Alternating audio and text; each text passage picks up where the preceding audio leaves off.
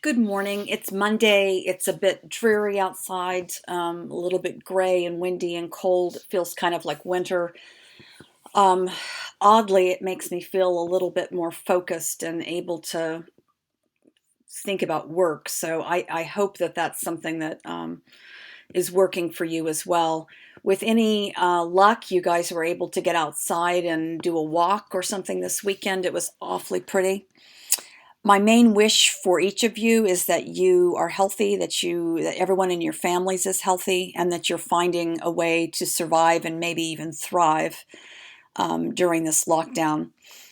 Please reach out if you need something or need some support. I can direct you to places that can help, or I can help you myself. I wanted to provide just some final words about Unit 3. I don't have a lot to say, but I just wanted to refocus your brains around the main goal of the assignment and what the discussion boards have been leading up to. This is the case study, and if I were you, I would go back and reread the assignments that I gave you, the assignment sheet. I think it's really important to do that before you sit down to write so that you can get back into your head where we started with this preparation. The only slide that I'm really going to give you today is to take a look at the rubric that I'm going to be evaluating the papers on, because I thought that might be a way of, again, refocusing your brains on what we're wanting to be done. So there are 5 categories, and you can get a good, an adequate, or a no attempt or poor attempt on that. 2 points for good, 1 for adequate, 0 for no attempt or very poor attempt. The first category is part 1, and that is, in fact, the first 2 categories are part 1. Establishes need and urgency. It's clear why there is a problem with what we're looking at. So if there is a topic that maybe your audience is unfamiliar with, you may need to do some work to make that clear. If it's something we're more familiar with, then you can kind of play into the knowledge that you know that we have. Secondly is providing the background and history. We need to have some idea what has happened already with this issue, and particularly with advocacy. All of that needs to have sources cited, and that's the final category is citing sources. So in any time you use information from another source, make sure you note it. I don't really care what citation system you use, just as long as you use a citation system. Part 2 is the rhetorical analysis, and in this section I want you to analyze the example of advocacy that you're talking about using rhetorical language and noting the strengths and weaknesses of the piece. That's really putting a lot into one category because it's the whole part 2.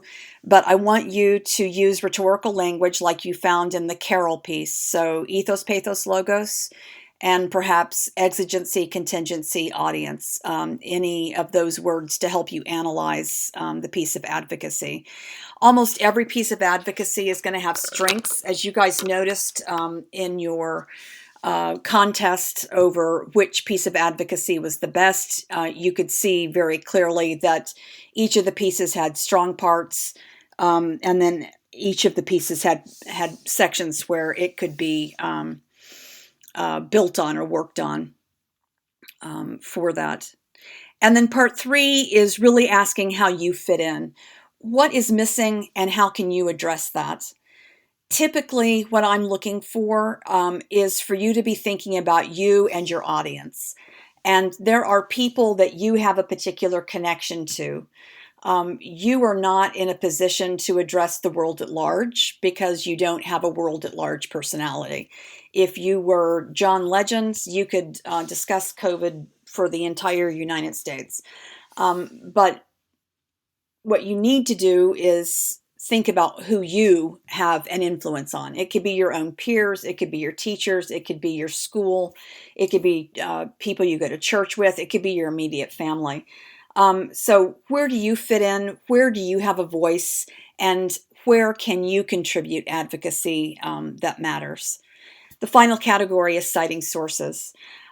Keep in mind that the peer review is this week, and it will just give you questions that go along with these categories. So there should be no surprises in terms of what you're being asked or whatever. I want to reiterate that I'm out here to talk to you. I've got a couple of emails late on Friday, and I will talk to you all today, I hope. And I'd be glad to go over any details with the assignment. So don't forget to print out a copy of the assignment sheet, or at least to read it, and then to take a look at the deadlines you have for this week. Stay warm, stay healthy. We'll talk to you later. Bye-bye.